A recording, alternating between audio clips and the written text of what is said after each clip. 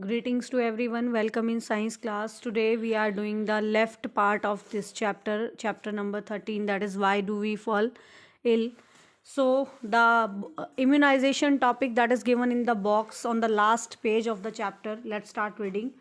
Traditional Indian and Chinese medicine systems sometimes deliberately rubbed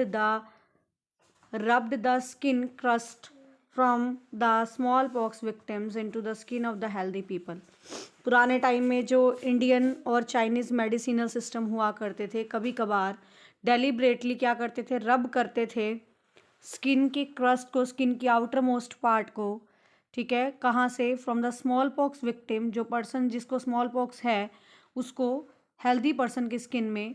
They thus hoped to induce a mild form of smallpox that would create the resistance against the disease. तो वो क्या करते थे कि वो इस तरह से mild form of small pox के अगेंस्ट रेजिस्टेंस पैदा करते थे एक हेल्दी पर्सन के अंदर. एक इन्फेक्टेड पर्सन जिसको स्मॉल पॉक्स हुआ है उसकी बॉडी से उसकी स्किन को रब करके, उसकी रब पार्ट को फिर हेल्दी पर्सन की स्किन पे रब करके वो उससे क्या रेजिस्टेंस पैदा करते थे.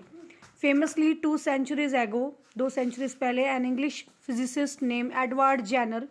2 centuries बिफोर, 200 साल पहले एडवर्ड जेनर एक साइंटिस्ट आया. He realised that the milk maids who had cow pox did not catch small pox even during epidemics.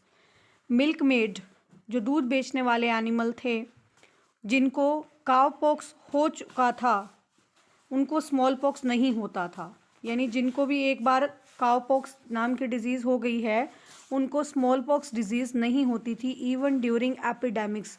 जब भी महामारी के रूप में ये स्मॉल पॉक्स फैली उस टाइम पे भी उनको स्मॉल पॉक्स बीमारी नहीं होती थी.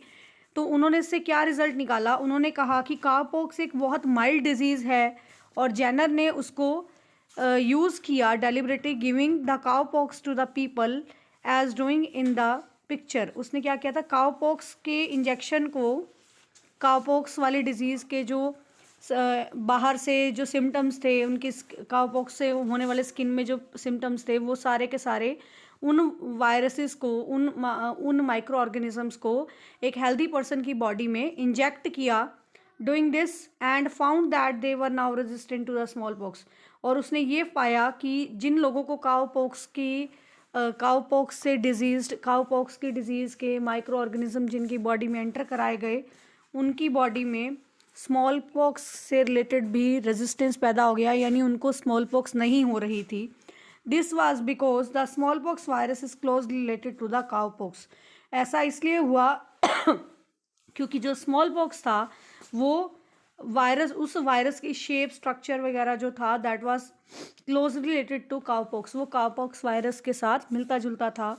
एंड काउ इज वैका इन लेटिन, काउ को वैका कहा जाता है लेटिन लैंग्वेज में. एंड काउपॉक्स इज वैक्सीनिया, और काउपॉक्स को वैक्सीनिया कहा जाता है. इसी से ही नाम पड़ा इसके यूज़ को लेके वैक्सीनेशन. सो सबसे पहले जो वैक्सीनेशन टर्म है वो यूज़ करी गई, it was used on the name of Latin language के बेसिस पे, जिसमें काउपॉक्स का मीनिंग होता, काउपॉक्स को यूज़ किया जाता है वैक्सीनिया, एंड उसी से वैक्सीनेशन टर्म को यूज़ किया गया. And the micro organism of cowpox were injected into the person to resist the body against small pox.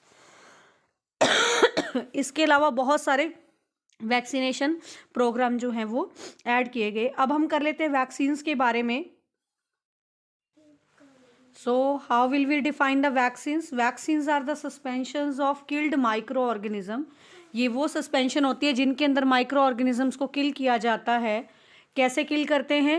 By heat killed, या तो उसको हीट हाई टेम्परेचर पे किल किया जाता है या तो फिर अल्ट्रावायलेट रेडिएशंस की हेल्प से उनको किल किया जाता है. When allowed to enter in the body of a person, जब ये हील्ड किल्ड माइक्रो ऑर्गेनिज्म की सस्पेंशन को, सस्पेंशन का मीनिंग क्या होता है, जिसको हमने पानी में मिक्स किया हुआ है, ठीक है, जब इनको हम बॉडी के अंदर एंटर कराते हैं इन the body of person, induce the antibodies. इससे क्या होता है, एंटीबॉडी की प्रोडक्शन इंड्यूस हो जाती है. Induce the production of antibodies against a particular disease. तो हम ऐसी चीज़ों को क्या बोलते हैं, these are called as vaccines. ठीक है. दूसरा आता है वैक्सीनेशन. क्या होता है? वैक्सीनेशन जो है the process of giving vaccines देने की प्रोसेस जो है वो उसको हम वैक्सीनेशन कहते हैं। कौन कौन से मेथड्स हैं वैक्सीनेशन के? या तो हम डायरेक्ट ब्लड में इंजेक्ट कर सकते हैं by injections, by oral method, orally mouth से दे सकते हैं हम, ठीक है, इंजेक्शन के थ्रू, ठीक है, या फिर ब्लड में डायरेक्टली इनोकुलेट कर सकते हैं। These are the methods of vaccination. कौन कौन सी वैक्सीन अभी तक हम पढ़ चुके हैं? बहुत सारी वैक्सीन पढ़ चुके हैं, कुछ के नाम हम डिस्कस कर लेते हैं। Polio, chicken pox, small pox, इनकी वैक्सीन जो है वो दी जाती हैं। इसके अलावा डीपीटी 3 डिजीज के लिए होती है, डिप्थीरिया, पर्ट्यूसिस एंड टेटनस।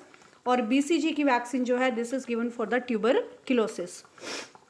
उसके बाद आता है हमारे पास व्हाट इज इम्यूनाइजेशन। इम्यूनाइजेशन क्या होता है?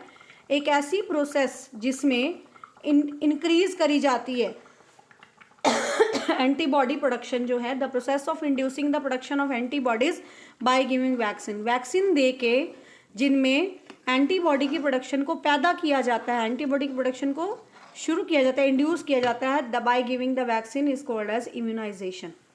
This completes with our topic. In the next video, we will start with the chemistry portion of the class 9. Till then, have a nice day.